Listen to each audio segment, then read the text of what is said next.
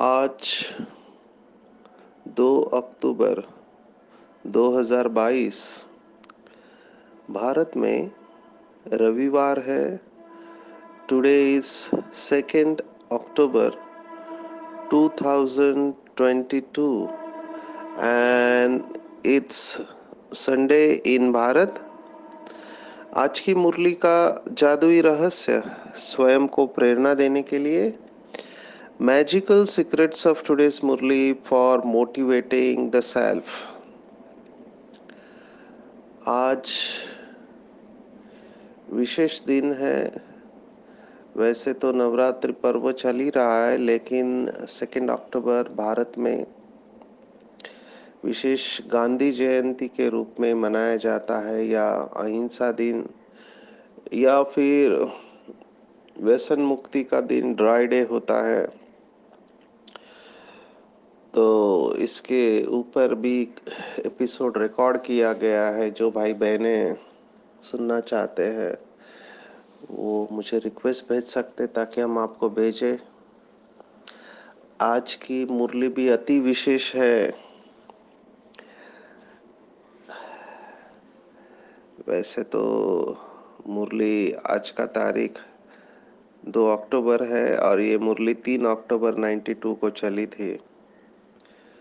तो 30 साल पहले की मुरली है, लेकिन पूरा मुरली नशा चढ़ाने वाली है। ये मुरली सुनने के बाद, पढ़ने के बाद नशा चढ़ जाना चाहिए और ये नशा उतरना नहीं चाहिए, क्योंकि ये मुरली का टाइटल ही है सदा श्रेष्ठ भाग्य के अधिकारी, अर्थात बीके ब्राह्मण। एक एक शब्द नोट करने जैसा है अपने बुद्धि रूपी डायरी में। इतनी श्रेष्ठ मुरली है। लौकिक में भी कोई आत्मा लकी होती है, हम कहते हैं ये बहुत लकी है या भाग्यवान है, तो या बख्तावर कहते हैं। ये बाबा का शब्द है मुरली में, बख्तावर। और जिनका नसीब अच्छा नहीं होता है तो उसको कम बख्त कहते हैं। बख्त माना कम, बख्त माना कम नसीबवान है ये, या दुखी है, या गरीब है, या बदनसीब है। एक होता है खुश नसीब, एक बदनसीब। लकी या अनलकी, या भाग्यवान या भाग्यहीन, ये सब शब्द हम इस्तेमाल करते हैं। अगर बचपन से ही कोई अमीर घर में पैदा होता है, जैसे टाटा, अंबानी, बिरला, इनके घर में पैदा होते हैं जो बहुत बड़े पैसे वाले हैं। अंग्रेजी में हम कहते हैं कि golden spoon in the mouth. जन्म से ही सोने की थाली में खा रहा है, सोने के चम्मच से खा रहा है, तो कहते हैं कि ये बहुत भाग्यवान है, इसने जरूर कोई अच्छे कर्म किए हैं। तो इस समय बाबा ने जो कहा है कि पिछले जन्म में आपने दान पुण्य किया है तो अमीर घर में आपको जन्म मिलेगा। लेकिन बाबा ने आज इतने नशे की बात कही है कि चाहे धर्म आत्मा हो, चाहे महान आत्मा हो, किसी भी आत्मा का ऐसा भाग्य नहीं है जो हमारा भाग्य है। देखो कितना नशा चढ़ जाना चाहिए। बाबा ने एक मुरली में कहा था, मुझे वो बहुत नशा चढ़ता है, कि हम 3 शब्द कहे थे बाबा ने कि हम highest, holiest and richest in the world है। सोचो, highest, holiest and richest in the world. इतना नशा हमारे अंदर चाहिए कि हमारे जैसा भाग्यवान कोई नहीं। बाबा के बच्चे भी अपने भाग्य की लकीर को जितना लंबा खींचना चाहे वो खींच सकते हैं। और विशेष बात आज बाबा ने कही कि हमारा यह भाग्य कल्प पहले के भाग्य के अनुसार मिला है। माना कल पहले भी हमारा भाग्य था, अभी भी है। कल्प कल्प के हम भाग्यवान हैं। और नशा चढ़ना चाहिए, केवल इस जन्म में नहीं, केवल इस कल्प में नहीं, लेकिन हर कल्प में हमारे जैसा भाग्यवान कोई नहीं हो सकता। तो ये कल्प कल्प की बात भी बहुत नशा चढ़ाती है कि हर कल्प में मेरे जैसा भाग्यवान कोई नहीं। क्यों? उसका कारण बाबा ने दिया। नंबर 1, क्योंकि हमारा भाग्य स्वयं भाग्य विधाता बाप ने लिखा है। स्वयं भाग्य विधाता बाप ने हमारा भाग्य लिखा है। कितने भाग्यवान हैं हम। बच्चा जब पैदा होता है तो कई माँ बाप उस बच्चे की कुंडली निकालते हैं, है ना। मैंने तो यहाँ तक देखा है डिलीवरी के वक्त भी वो हॉस्पिटल में घड़ी के अनुसार, टाइम के अनुसार डिलीवरी करते कि इसी टाइम में बच्चा बाहर आना चाहिए ताकि उसका भाग्य अच्छा बने। हिटलर ने तो अपने हाथ की रेखा में जो था वो हाथ की रेखा लंबी करने के लिए चाकू का इस्तेमाल किया था ताकि भाग्य अच्छा हो। तो देखो लोग भाग्य के लिए क्या क्या नहीं करते हैं। कुंडली निकालते, इस साधु के पास, उस साधु के पास, ज्योतिषी के पास जाते हैं और जानना चाहते हैं कि हमारा भाग्य कैसे है। और यहाँ पे स्वयं ज्ञान का सागर, रचयिता, ड्रामा के आदि मध्य अंत का ज्ञाता या हर एक आत्मा का पाठ जानने वाला स्वयं भगवान हमको कह रहा है कि बच्चे तुम कल्प कल्प के भाग्यवान हो। तुम्हारे जैसा भाग्य किसी का नहीं हो सकता, क्योंकि तुम्हारा जन्म स्वयं भगवान द्वारा हुआ है। स्वयं भगवान और आदि ब्रह्मा द्वारा यह अलौकिक जन्म हुआ है। तो जन्म ही भाग्य विधाता द्वारा हुआ तो कितना भाग्यवान हुए। तो सदा इस स्मृति में रख, हर्षित रहो बाबा कहते हैं। और ये भाग्यवान जन्म मन में इमर्ज रहना चाहिए, दिमाग में समाया हुआ नहीं। चेहरे और चलन से भाग्य दिखाई देना चाहिए। केवल स्वयं को नहीं, दूसरों को भी अनुभव हो कि इनके जैसा भाग्यवान कोई नहीं है। जैसे कोई बड़ी कार में आता है, कॉन्टेसा है या मर्सिडीज है, और आजकल नई नई गाड़ियां आई है, तो उसको देख के लिमोजिन वगैरह कहते हैं कि ये बहुत भाग्यवान है, इनके पास बहुत धन है, या किसी का स्वास्थ्य बहुत अच्छा रहता है, या किसी को लॉटरी लगती, कहते ये बहुत भाग्यवान है। लेकिन हमारे भाग्य के आगे वो कुछ भी नहीं, क्योंकि उनका गारंटी नहीं है। जन्म जन्मांतर नहीं चलता, इस जन्म में भी चलेगा इसका गारंटी नहीं है। हमारा तो जन्म जन्मांतर नहीं, हर कल्प में हमारे जैसा भाग्यवान कोई नहीं। एकदम नशा चढ़ जाना चाहिए।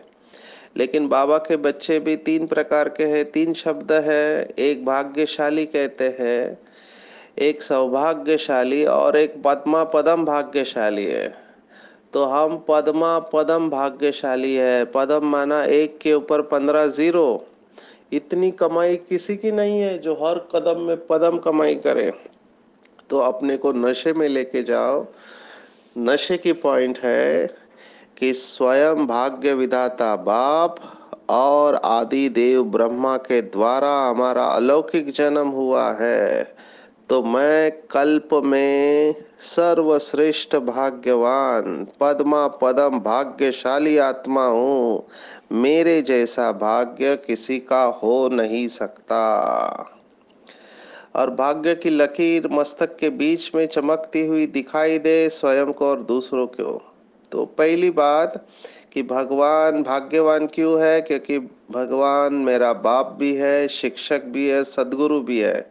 सारे कल्प में ऐसा कभी नहीं हो सकता कि भगवान तीनों रूप में है। तो बाप के द्वारा क्या मिलता है? तो बाप के द्वारा वर्षा मिलता है।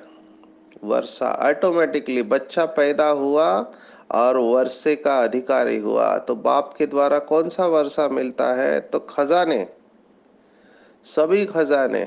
बाबा ने एक मुरली में कहा था कि जो बाप की प्रॉपर्टी है ना, प्रॉपर्टी किसकी है? तो बच्चे की है। तो बच्चा हुआ मतलब बाप के प्रॉपर्टी का अधिकारी हुआ। तो वर्षे में सर्व खजानों का अधिकार प्राप्त किया है। लेकिन वही बात बाबा कह रहा है कि कुछ आत्माओं त्याग तो बहुत करती है, लेकिन त्याग का भाग्य जो दिखाई देना चाहिए वो दिखाई नहीं देता। तो चेक करना चाहिए। आज बाबा ने टीचर्स को भी कहा कि टीचर्स क्या सोचती है कि सेंटर बड़ा हो, जिज्ञासु बहुत हो, अच्छे अच्छे होने चाहिए। तो बाबा ने कहा जितनी सेवा निर्विघ्न बढ़ती है तो सेवा के साथ साधन सहज और स्वतः ही बढ़ते हैं। इसके ऊपर भी हम बाद में देखने वाले हैं, निर्विघ्न रहना और बनाना। तो परमात्मा द्वारा श्रेष्ठ वर्षा और पालना मिल रही है। ये पालना भी बहुत बड़ी बात है। आप सोचो, कोई राजा के घर में पालना लेते तो कहते इसकी पालना तो राजा के घर पे हुई है। दुनिया में लोग कहते हैं कि भगवान हमारा पालनहार है, वो तो कहने के लिए कहते हैं, लेकिन प्रैक्टिकल में हम अभी बाबा के बच्चे परमात्मा श्रीमत की पालना में पल रहे हैं। हर कदम हमारा श्रीमत के ऊपर चलता है, उसी को पालना कहते हैं। पालना माना कोई स्थूल नहीं है, लेकिन बाबा की जो श्रीमत है उसके ऊपर चलना ही पालना है। भगवान ही हमको उठाते हैं, भगवान ही हमको सुलाते हैं, भगवान ही हमको खिलाते हैं, हर कर्म उसके साथ है। तो कितने भाग्यवान हुए,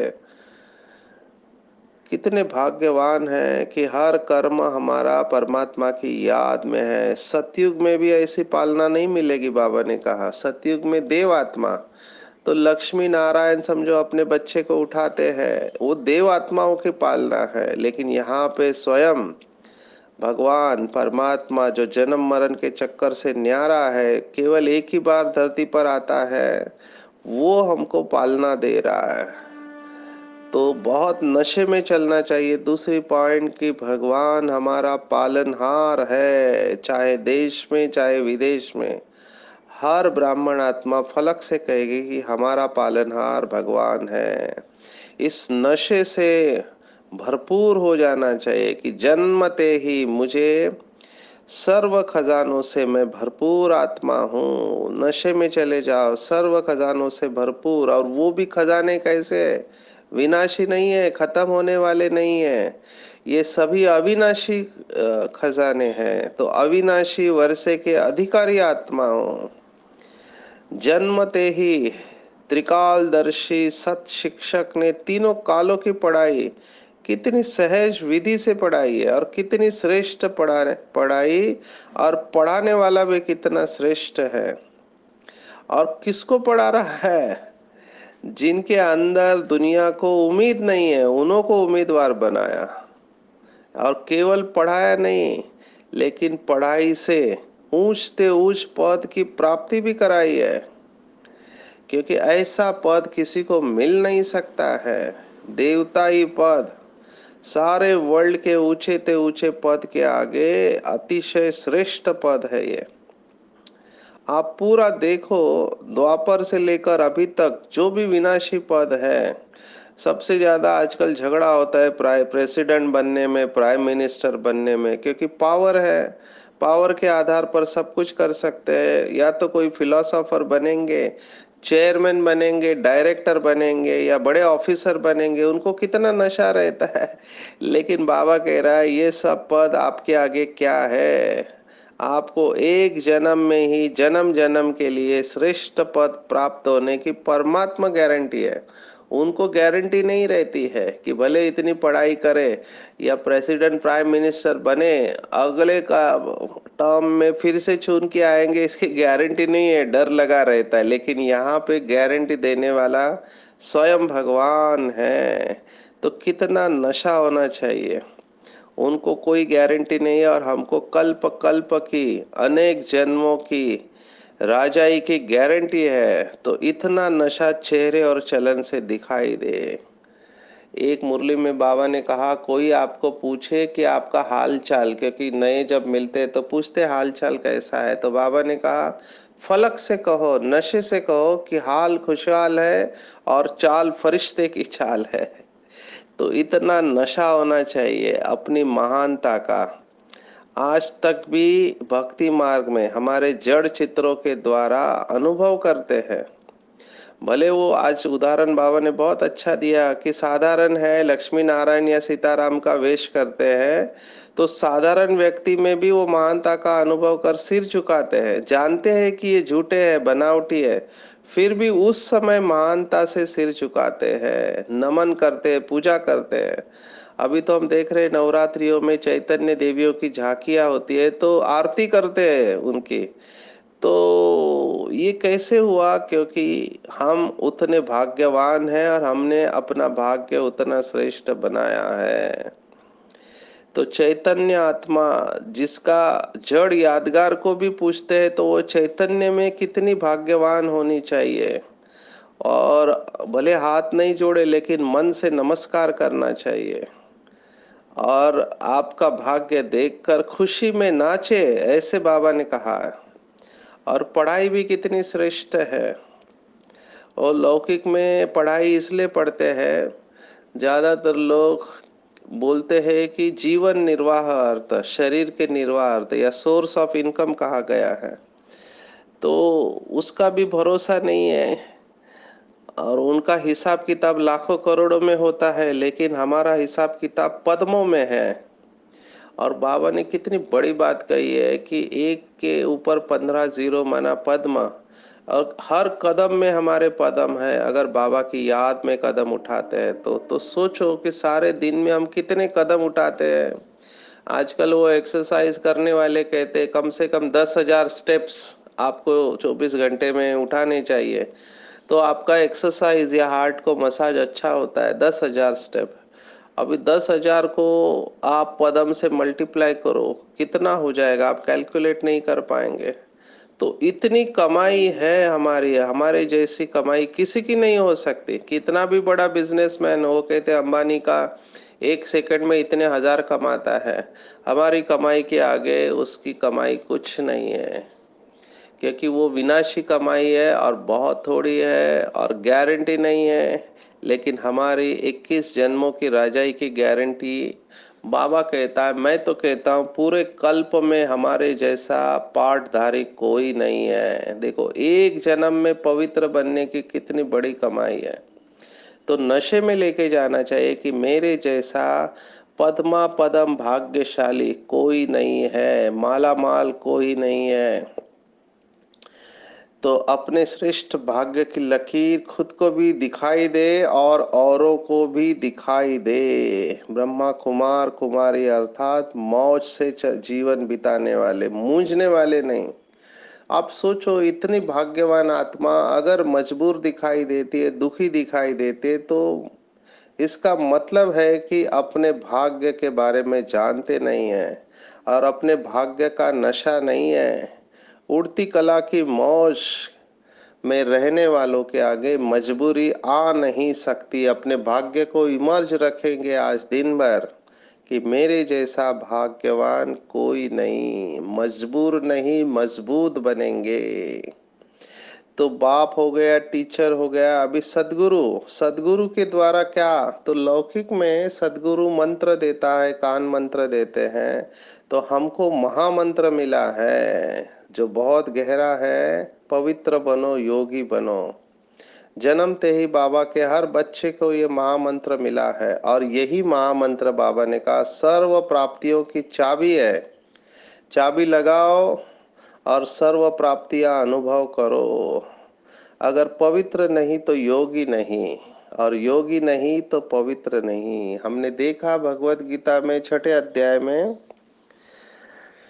भगवान उवाच है तस्माद् योगी भव अर्जुना, कि हे अर्जुन तुम योगी बनो, है ना। ज्ञानियों से, तपस्वियों से, सभी से, कर्म योगियों से, कर्म करने वालों से भी योगी सर्वश्रेष्ठ है। तो भगवान उवाच है तस्मात् योगी भव अर्जुना।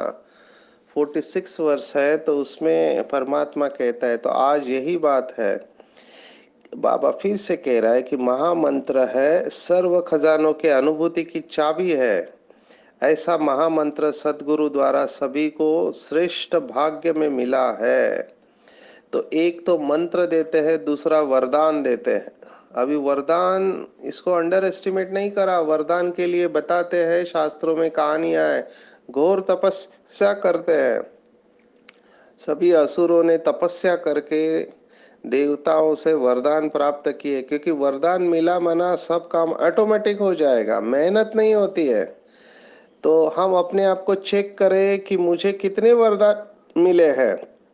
केवल एक दो वरदान नहीं, वरदानों की खान है।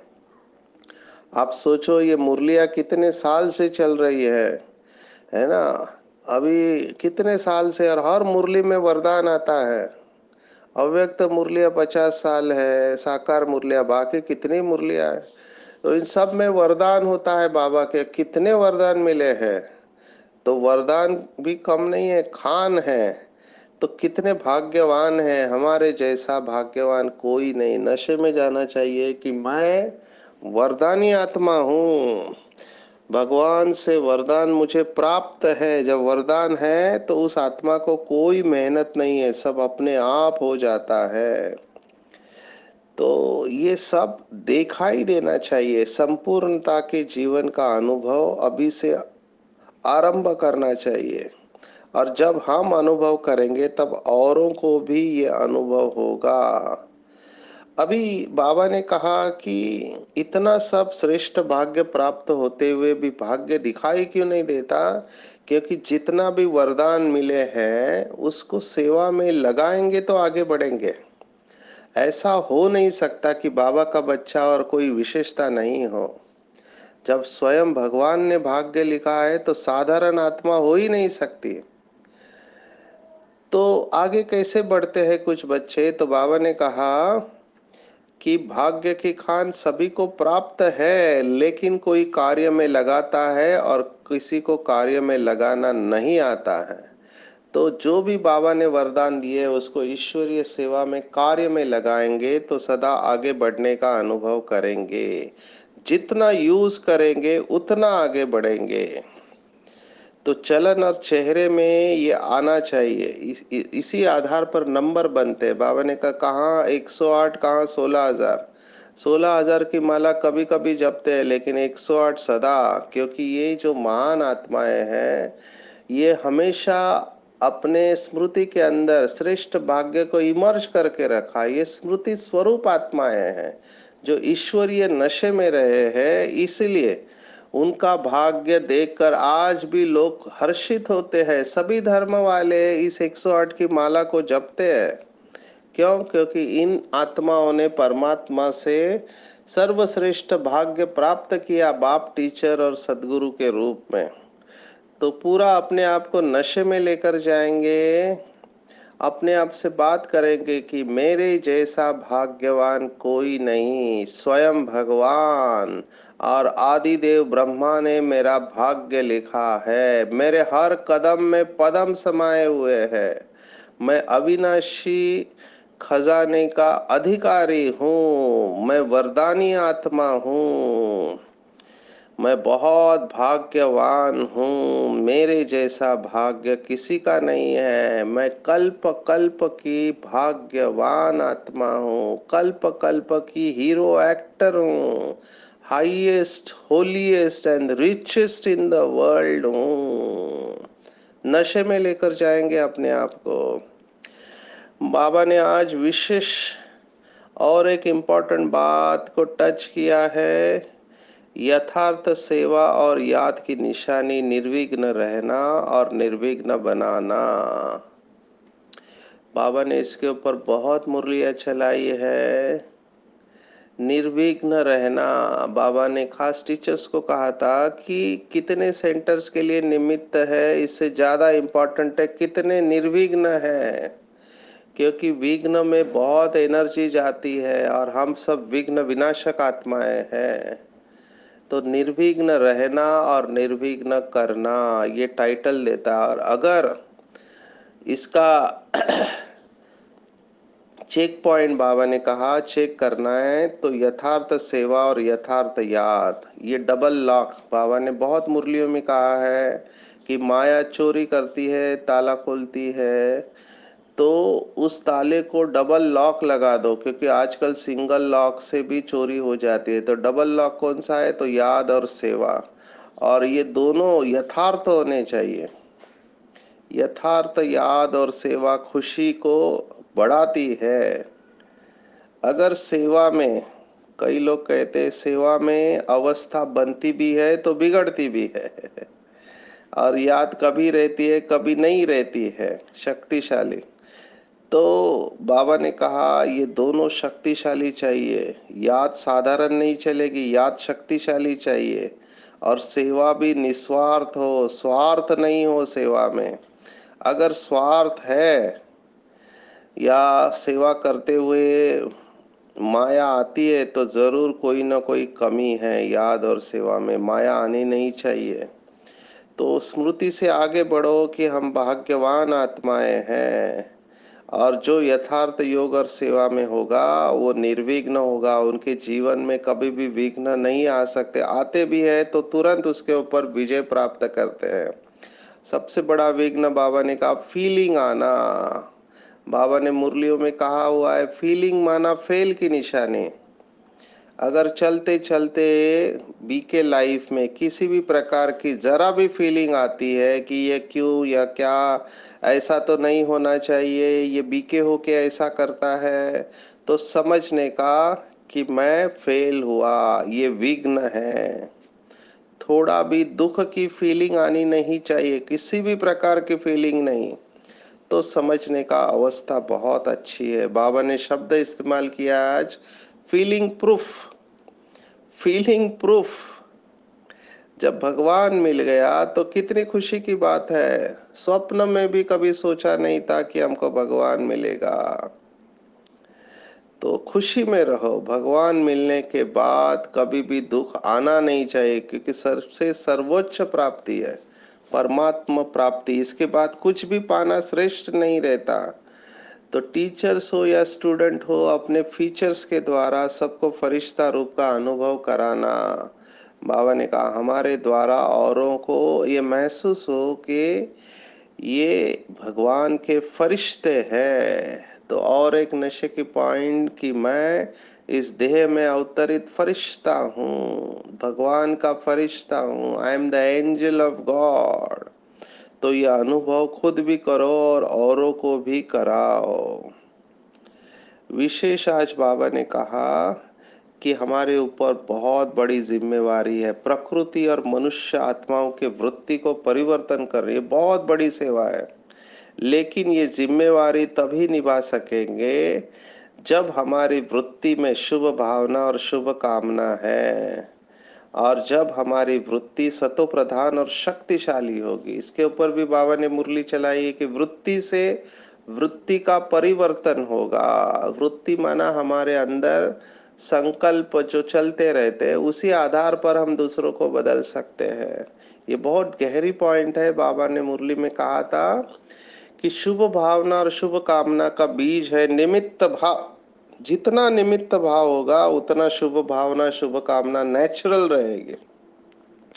तो हर आत्मा को हम मुक्ति और जीवन मुक्ति दे सकते हैं, वर्षे के अधिकारी बना सकते हैं, लेकिन इसके लिए जिम्मेवार बने और अपने को नशे में लेके जाए कि स्वयं भगवान ने मुझे विश्व परिवर्तन के लिए निमित्त बनाया है। मैं विश्व परिवर्तक आत्मा हूँ, निमित्त हूँ। ये निमित्त भाव को डबल अंडरलाइन करेंगे। जितना जितना ये निमित्त भाव आते जाएगा उतना उतना हम माया जीत बनते जाएंगे, प्रकृति जीत बनते जाएंगे, क्योंकि परमात्मा की शक्तियाँ हमारे द्वारा ऑटोमेटिकली काम करेंगे। निमित्त भाव बहुत बड़ी बात है। तो कभी भी हमारे अंदर अलबेलापन नहीं आएगा, साधारण वृत्ति नहीं होगी, साधारण कर्म नहीं होगे, और हमारे हर कर्म के द्वारा सहारे दाता बाप प्रत्यक्ष होगा। और जो भी आत्माएं, मनुष्य आत्माएं इस संसार सागर की मझधार में डूब रही है, उनको किनारा मिल जाएगा। तो इतने महान है। आज पूरी मुरली नशे के ऊपर है, दिन भर में नशा। कुछ लिख सकते हैं रोज 108 बार आज लिखे कि मैं पद्मा पदम भाग्यशाली आत्मा हूँ, मेरे जैसा भाग्यवान कोई नहीं, क्योंकि स्वयं भाग्य विधाता भगवान ने मेरा भाग्य लिखा है। स्वयं भगवान बाप, टीचर और सदगुरु बनकर मेरा भाग्य बना रहा है। बाप के रूप में अविनाशी वर्षा, अविनाशी खजाना, टीचर के रूप में सर्वश्रेष्ठ पढ़ाई, और सदगुरु के रूप में महामंत्र मिला है, योगी बनो पवित्र बनो। सदगुरु के रूप में वरदानों की खान मिली है, तो मेरे जैसा भाग्यवान कोई नहीं। और मैं कल्प कल्प की पद्मा पदम भाग्यशाली आत्मा हूँ। अच्छा, ओम शांति।